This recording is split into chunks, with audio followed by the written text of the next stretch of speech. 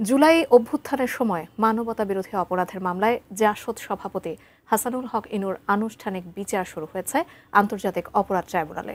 রোববার তার বিরুদ্ধে গঠন করা আনুষ্ঠানিক অভিযোগ পুনর্বিবেচনার আবেদন খারিজ করে দেন ট্রাইব্যুনাল ২।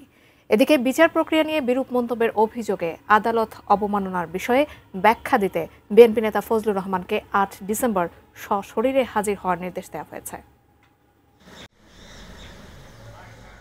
২৪-এর গণ অভ্যুত্থানের সময় কুষ্টিয়ায় ৬ জনকে হত্যাসহ মোট ৮টি অভিযোগে সাবেক তথ্যমন্ত্রী এবং জাসদ সভাপতি হাসানুল হক ইনুর বিরুদ্ধে অভিযোগ গঠনের আবেদন আমলে নেওয়ার দিন ধার্য ছিল আন্তর্জাতিক অপরাধ ট্রাইব্যুনাল ২-এ।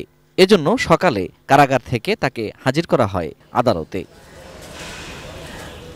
মামলায় হাসানুল হক ইনুর পক্ষে তার আইনজীবী এই অভিযোগ গঠনের আদেশ পুনর্বিবেচনা চেয়ে আবেদন করেন, তবে তা খারিজ করে দেন ট্রাইব্যুনাল। প্রসিকিউশনের সূচনা বক্তব্য শেষে সোমবার সাক্ষ্য গ্রহণের দিন ধার্য করেন আদালত। ট্রাইব্যুনালে ইনুর পক্ষের পুনর্বিবেচনার আবেদনে জুলাই আন্দোলনকে সো কল্ড বা তথাকথিত বলে উল্লেখ করা হয়। প্রশ্ন তোলা হয় বর্তমান সরকারের আইন প্রণয়নের বৈধতা নিয়েও। আদালতে এই শব্দচয়নকে রাষ্ট্রদ্রোহের শামিল বলে উল্লেখ করেন চিফ প্রসিকিউটর তাজুল ইসলাম।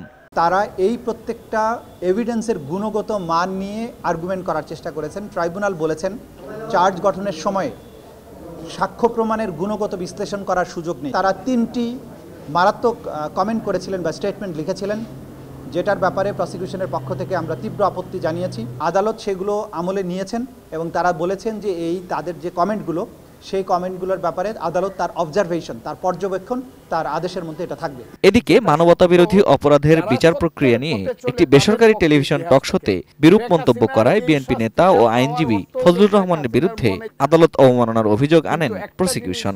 রোববার বিচারপতি গোলাম মর্তুজা মজুমদারের নেতৃত্বাধীন আন্তর্জাতিক অপরাধ ট্রাইব্যুনাল ১ এই অভিযোগে ফজলুর রহমানকে ৮ ডিসেম্বর সশরীরে হাজির হতে নির্দেশ দিয়েছেন।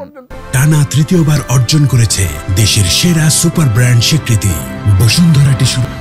অনারেবল ট্রাইব্যুনাল আমাদের আবেদন মঞ্জুর করেছেন এবং কেন আদালত অবমাননার ব্যবস্থার জন্য তার বিরুদ্ধে ব্যবস্থা গৃহীত হবে না এই জন্য রুল ইস্যু করেছেন। সশরীরে আসা উপস্থিতির সাথে সাথে ওনার একাডেমিক সনদ এবং বার কাউন্সিল সনদ সহ উপস্থিত হওয়ার জন্য নির্দেশ দিয়েছে। এছাড়া ২০১৩ সালে রাজধানীর শাপলা চত্বরে হেফাজতে ইসলামের আন্দোলন দমনে মানবতাবিরোধী অপরাধ মামলায় ৭১-এর ঘাতক দালাল নির্মূল কমিটির উপদেষ্টা মণ্ডলীর সভাপতি শাহরিয়ার কবিরকে গ্রেপ্তার দেখানোর আদেশ দেন আন্তর্জাতিক অপরাধ ট্রাইব্যুনাল ১। আগামী ১২ জানুয়ারি তাকে ট্রাইব্যুনালে হাজির হতে বলা হয়েছে।